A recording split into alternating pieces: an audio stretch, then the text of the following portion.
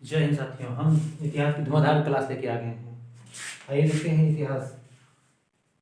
History को तीन कालखंडों में बांटा गया है। हिस्ट्री को तीन कालखंडों में बांटा गया है। प्रागैतिहासिक, आद्यैतिहासिक, प्रागैतिहासिक, आद्यैतिहासिक, प्रागैतिहासिक, आद्यैतिहासिक, ऐतिहासिक।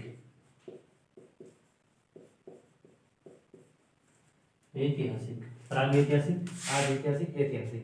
प्रागैतिहासिक लिखित साक्ष्य मिले। लिखित साक्ष्य इसमें लिखित साक्ष्य नहीं है।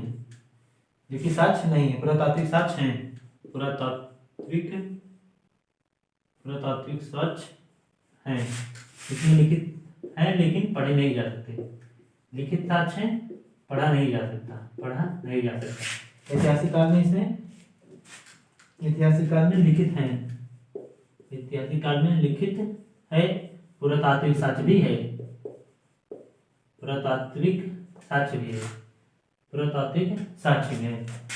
इतिहास के तीन कालखंड है। प्रागैतिहासिक, आद्यैतिहासिक, ऐतिहासिक। ऐतिहासिक में लिखित साक्ष्य नहीं है, पुरातात्विक साक्ष्य है।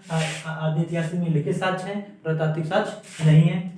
लिखित साक्ष्य है लेकिन पढ़ा नहीं जा सकता। इसमें पुरातात्विक साक्ष्य, इसमें पुरातात्विक साक्ष्य है। इसमें लिखित है पुरातात्विक साक्ष्य। थॉमस नामक विद्वान ने कहा हम इतिहास को लिखित स्रोत छोड़ देते। थॉमस नामक विद्वान थे। थॉमस नामक ने मिलने वाले सामान के आधार पर इतिहास काल को तीन कालखंडों में बांटा था। थॉमस नामक वैज्ञानिक जो है इतिहास काल को मिलने वाले सामान के आधार पर तीन कालखंडों में बांटा गया था। जैसे प्रागैतिहासिक में यहाँ पे पत्थर मिले थे, इसलिए इसे पाषाण काल कहते हैं। प्रागैतिहासिक में यहाँ पे पत्थर मिले थे, इसीलिए इसे पाषाण काल कहते हैं।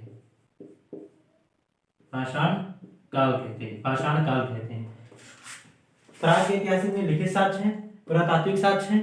लिखित साक्ष्य है लेकिन पढ़ा नहीं है। लिखित साक्ष्य लेकिन पढ़ा नहीं जा सकता। लिखित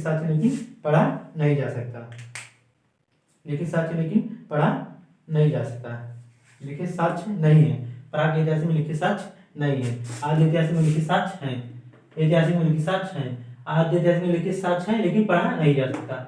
ऐतिहासिक में लिखित साक्ष्य है। पुरातात्विक साक्ष्य ऐतिहासिक में है। आद्यैतिहासिक में पुरातात्विक साक्ष्य।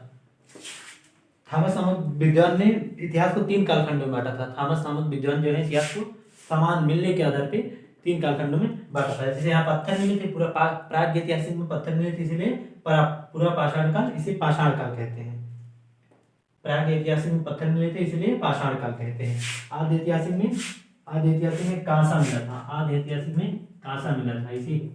मिला था, इसीलिए इसे कांस्य युगीन कहते हैं। कांस्य युगीन कहते हैं। ऐतिहासिक में लोहा मिला था, इसीलिए लोह युगीन कहते हैं। ऐतिहासिक में लोहा मिला था, इसीलिए इसे लोह युगीन कहते हैं। किसने कहा था? थॉमस नामक विद्वान ने कहा था कि इतिहास तीनों कालों में जो सामान मिले थे उस सामान के आधार पे इतिहास को तीन कालखंडों में बांटा गया था। नंबर एक पाषाण काल। प्रागैतिहासिक में पत्थर मिले थे, इसलिए पाषाण काल कहलाते हैं। आद्यैतिहासिक में कांसा मिला था, इसलिए कांस्य युगीन काल होता है। और ऐतिहासिक में लोहा मिला था, इसलिए लोह युगीन काल कहते हैं।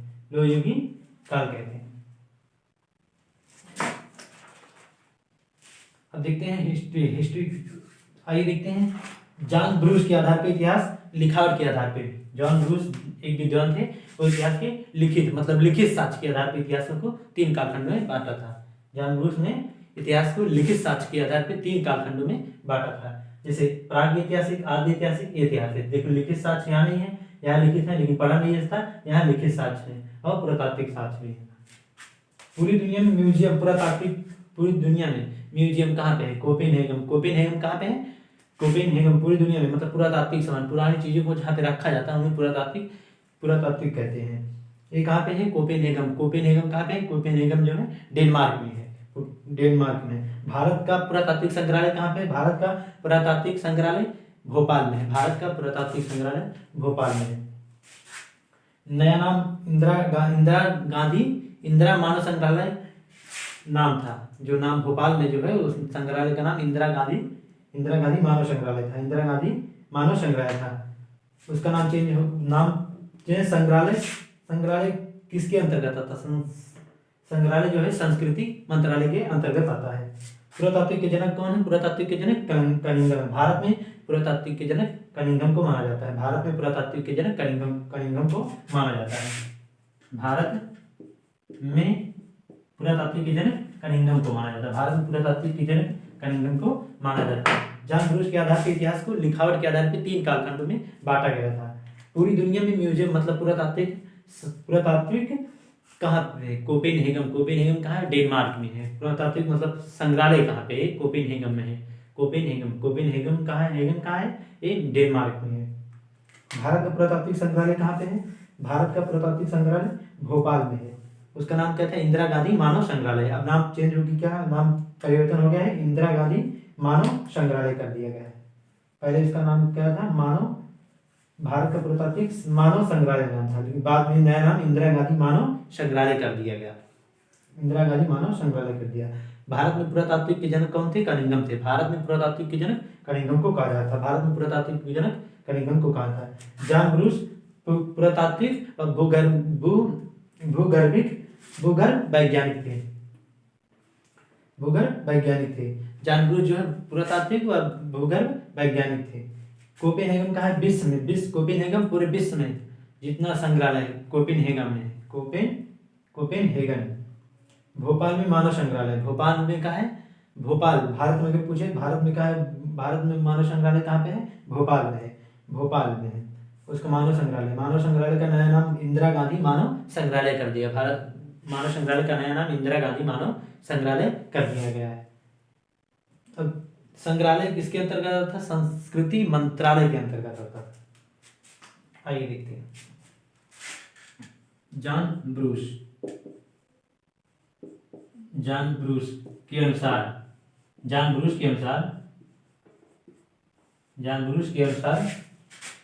इतिहास लिखावट के आधार पे इतिहास को लिखावट के आधार पर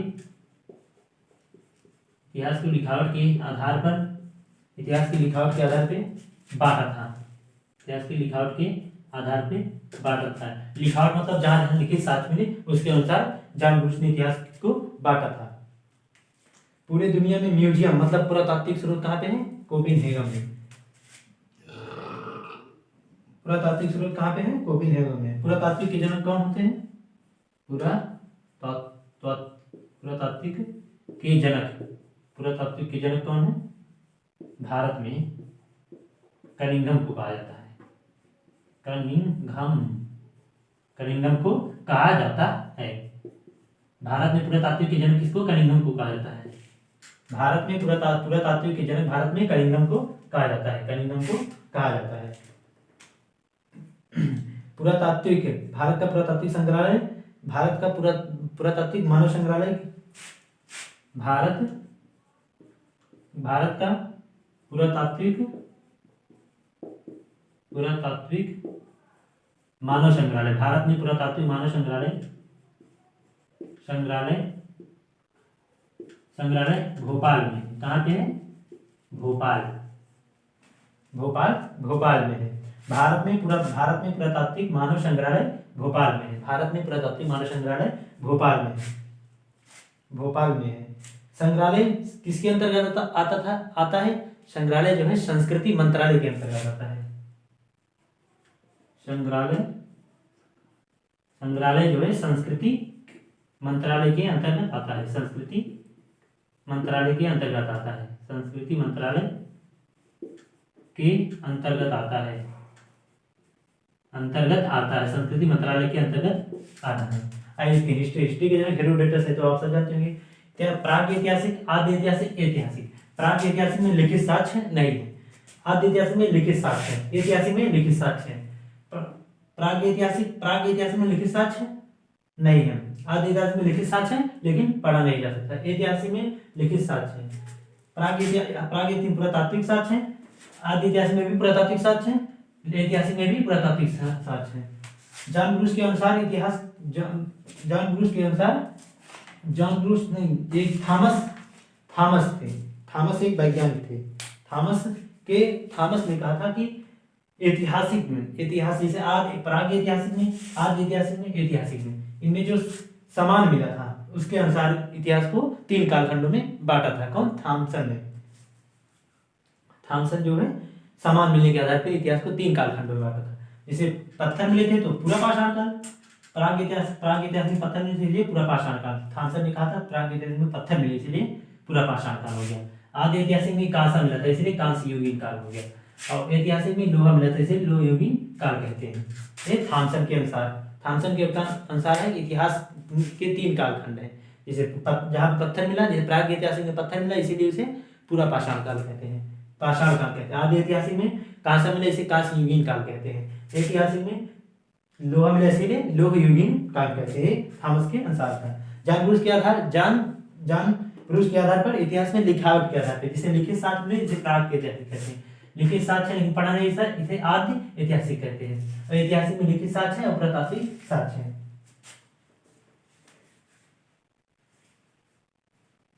एक बार इसकी स्क्रीनशॉट लीजिए। आइए आगे लिखते हैं।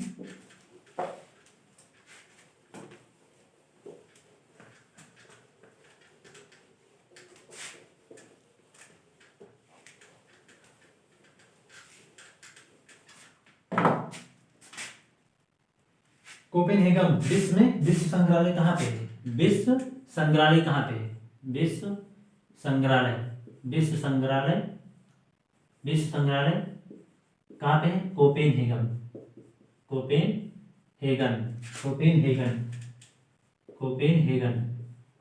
क्या है? डेनमार्क में। कोपेनहेगन कहाँ पे है? डेनमार्क में।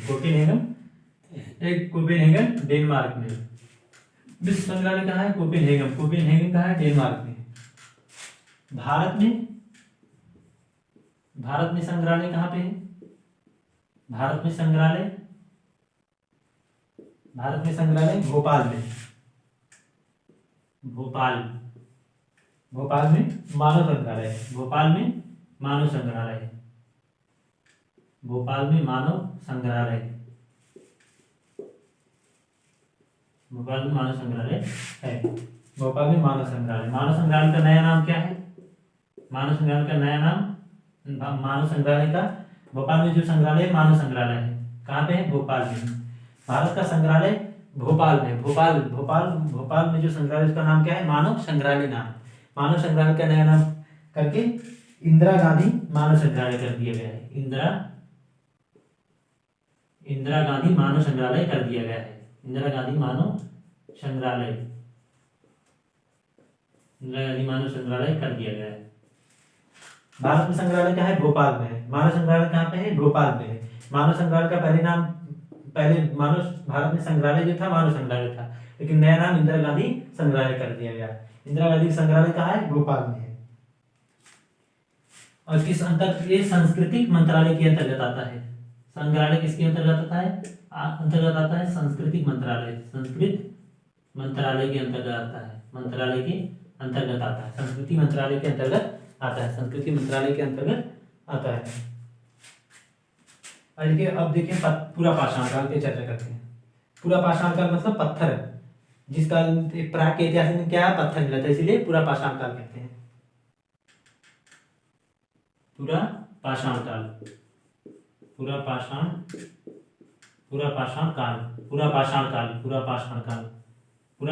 किसलिए? क्योंकि यहाँ पे पत्थर मिला था, इसलिए पूरा पाषाण काल कहते हैं। पूरा पाषाण काल क्या होता है? पत्थर मिला था। पूरा पाषाण काल सबसे पुराना सबसे पुराना था, इसीलिए इसे पूरा पाषाण कहते हैं, पूरा पाषाण काल कहते हैं। सबसे पुराना, सबसे पुराना पुराना था, इसलिए पूरा पाषाण काल। कहा प्रागैतिहासिक में पूरा पाषाण काल होता है, पूरा पाषाण काल। ये पत्थर मिला था, इसलिए इसे पूरा पाषाण कहते हैं। सबसे पुराना क्या है? पूरा पाषाण काल है, सबसे पुराना पूरा पाषाण काल है। आइए आगे देखते हैं।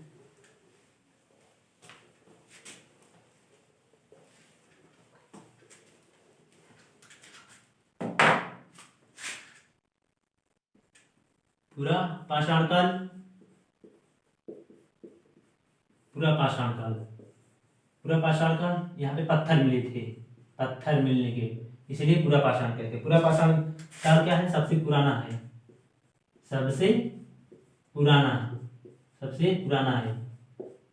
पूरा पाषाण काल सबसे पुराना है, पूरा पाषाण काल सबसे पुराना है, पूरा पाषाण काल सबसे पुराना है, सबसे पुराना। पूरा पाषाण काल में क्या होती है? आग की खोज कहाँ हुई थी? पूरा पाषाण काल में। आग की खोज पूरा पाषाण काल में हुई थी। आग की खोज कहाँ पे हुई थी? पूरा पाषाण काल में। आग की खोज पूरा पाषाण काल में। और दूसरा मध्य पाषाण काल, मध्य पाषाण काल, मध्य पाषाण काल, मध्य पाषाण काल। मध्य पाषाण काल क्या है? पशुपालन यहाँ से चालू हुआ था। पशुपालन कहाँ से चालू हुआ था? मध्य पाषाण काल से। पशुपालन चालू हुआ था, यहाँ से चालू हुआ था। पशुपालन चालू हुआ था मध्य पाषाण काल में। पशुपालन चालू हुआ था,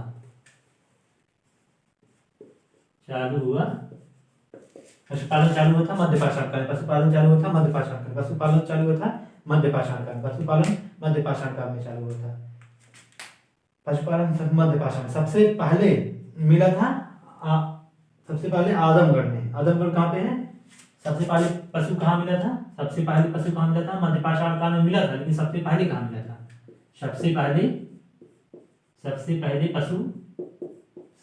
पशु आदमगढ़। आदमगढ़ कहाँ पे है? मध्य प्रदेश में। सबसे पहले पशु कहाँ मिले थे? आदमगढ़। किस काल में मिले थे? मध्य पाषाण काल में। मध्य पाषाण काल में क्या अवशेष मिले थे? मतलब पशुपालन यहाँ से चालू हुआ था, मध्य पाषाण काल में पशुपालन चालू हुआ था। अब सबसे पहले मध्य पाषाण काल में पशुपालन चालू हुआ था, लेकिन मध्य पाषाण काल में सबसे पहले पशुपालन कहाँ मिला था? आदमगढ़। आदमगढ़ कहाँ पे है? मध्य प्रदेश में। आदमगढ़ कहाँ पे है? मध्य प्रदेश में। नवपाषाण काल, नवपाषाण काल, नवपाषाण काल, नवपाषाण काल। नवपाषाण काल में क्या है? नवपाषाण काल में मतलब व्यवस्थित ढंग से, कुछ व्यवस्थित ढंग से पशु कहाँ मिले थे? व्यवस्थित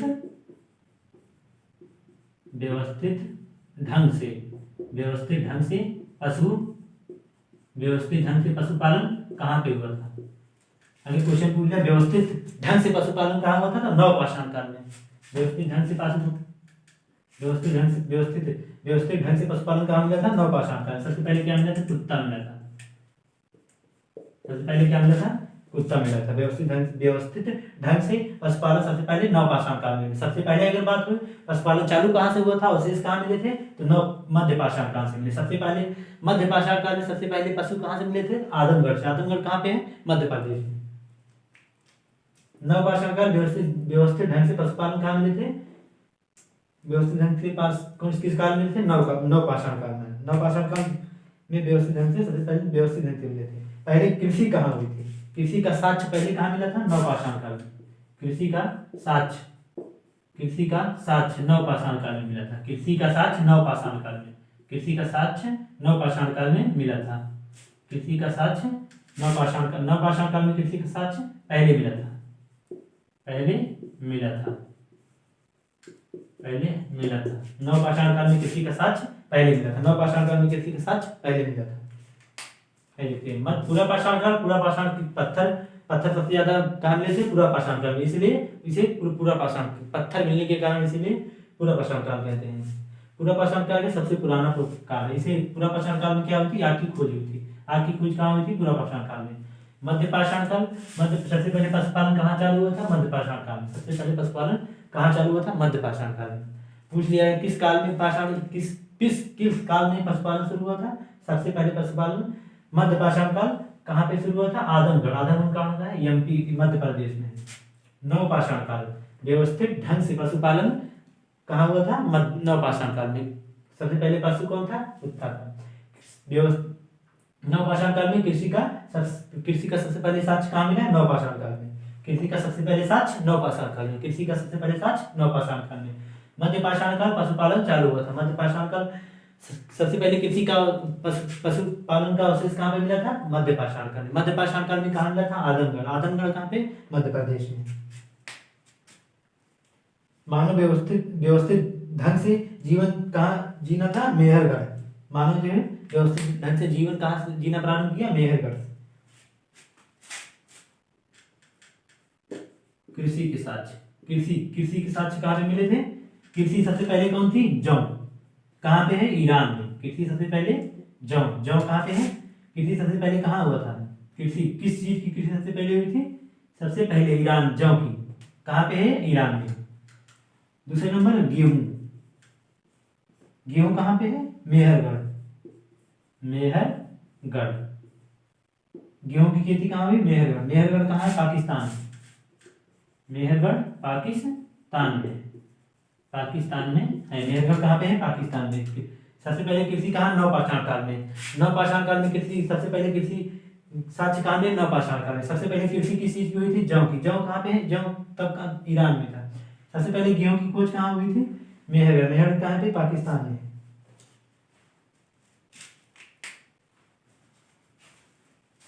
एक बार स्क्रीनशॉट ले लीजिए।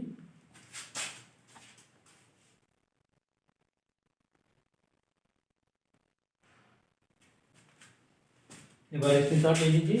आगे आइए देखते हैं, एक बार रिवीजन करते हैं। पूरा पाषाण काल किस लिए से कहते हैं? क्योंकि प्रागैतिहासिक पूरा पाषाण काल प्रागैतिहासिक सबसे ज्यादा क्या मिला था? पत्थर मिला था, इसलिए इसे पूरा पाषाण कहते हैं। पूरा पाषाण काल क्या है? सबसे पुराना है, इसीलिए पूरा पाषाण काल। पूरा पाषाण काल क्या हुई थी? आग की खोज हुई थी। पूरा पाषाण काल में आग की खोज हुई थी। मध्यपाषाण काल पशु सबसे पहले पशुपालन के पशुओं के अवशेष कहाँ पे मिले थे? तो मध्यपाषाण काल में। मध्यपाषाण काल में क्या सबसे पशुपालन कहाँ से चालू हुआ था? मध्यपाषाण काल में हुआ था। सबसे पहले पशु कहाँ पे मिले थे? मध्यपाषाण काल में मिले थे। लेकिन मध्यपाषाण काल में पशु कहाँ से मिले थे? आदमगढ़ में मिले। आदमगढ़ कहाँ पे है? मध्य प्रदेश में। नवपाषाण काल व्यवस्थित ढंग से पशुपालन मध्यपाषाण काल से शुरू हुआ था। व्यवस्थित ढंग से पशुपालन कहाँ मिले थे? मध्यपाषाण काल में। नवपाषाण व्यवस्थित ढंग से पशुपालन नवपाषाण काल में होना। नवपाषाण में सबसे पहले पशु क्या था? सबसे पहले पशुपालन कुत्ता। कृषि के साक्ष्य कहाँ पे मिले? नवपाषाण काल में। कृषि के साक्ष्य कहाँ पे मिले? नवपाषाण काल में। सबसे पहले कृषि के साक्ष्य नवपाषाण काल में। सबसे पहले कृषि के साक्ष्य नवपाषाण काल में। कृषि कहाँ पे है? जौ। कृषि सबसे पहले कृषि में क्या मिला था? जौ मिला। जौ कहाँ पे है? ईरान में। दूसरे नंबर क्या है? गेहूं। गेहूं कहाँ है? मेहरगढ़। मेहरगढ़ सबसे पहले गेहूं। दूसरे नंबर गेहूं कहाँ पाया गया था? मेहरगढ़। मेहरगढ़ कहाँ पे है? पाकिस्तान में। आइए आगे देखिए, बड़े स्क्रीनशॉट लीजिए।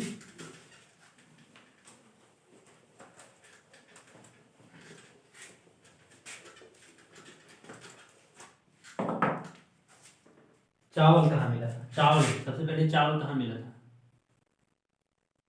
चावल कोलडीवा में मिला था। कोलडीवा में मिला था।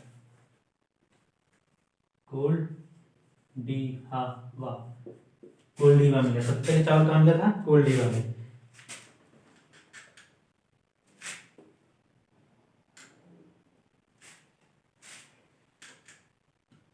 लोहरा देव।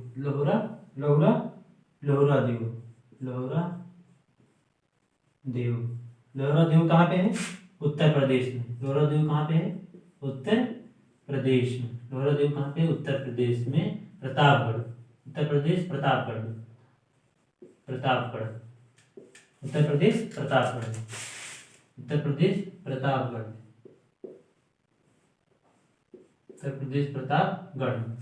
प्रतापगढ़। लोहरा देव कहाँ पे? लोहरा देव उत्तर प्रदेश प्रतापगढ़। लोहरा देव उत्तर प्रदेश प्रतापगढ़ के पास है। प्रतापगढ़ के पास है। यहाँ सबसे पहले चावल क्या मिले थे? 8,000 चावल कहाँ मिले थे? 8,000 साल पहले। 8,000 साल पहले से 8,000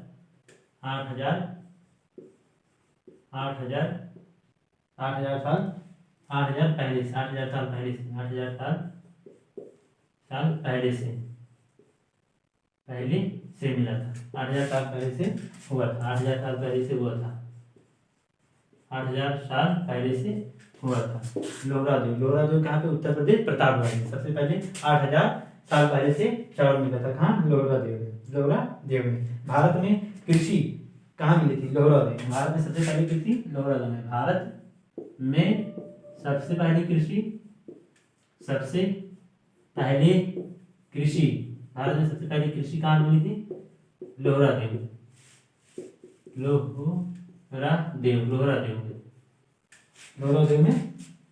मृदभांड गौरी वर्णीय मृदभांड कहाँ मिला था? मृदभांड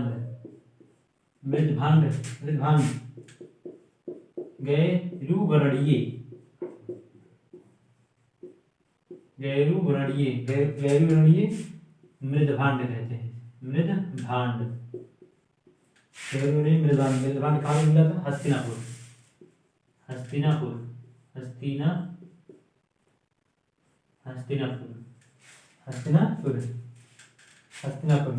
इतिहास के 3 कालखंडों को मेहरगढ़ में देखा जाता है। इतिहास के 3 कालखंडों को कहाँ पे देखा जाता है? मेहरगढ़ में। इतिहास के 3 कालखंडों को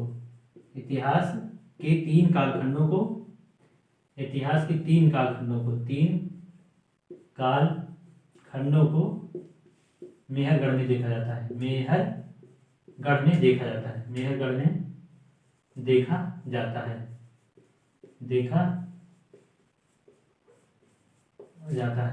इतिहास के 3 कालखंडों को कहाँ पे देखा जाता है? मेहरगढ़ में देखा था। भारत में पहला कृषि लोहरा देव में प्रारंभ हुआ था। लोहरा देव कहाँ पे? उत्तर प्रदेश प्रतापगढ़ में। चावल 8,000 साल पहले से हुआ था लोहरा देव में। चावल की खेती भारत में अगर पूछे तो कहाँ पे होता है? लोहरा देव में। भारत में पूछने सबसे पहले चावल कहाँ हुआ था? लोहरा देव में हुआ था। भारत में सबसे पहले चावल कहाँ पे होता है? लोहरा देव में 8,000 साल पहले से हुआ था। जय हिंद साथियों, आगे क्लास आपको कल मिलेगी।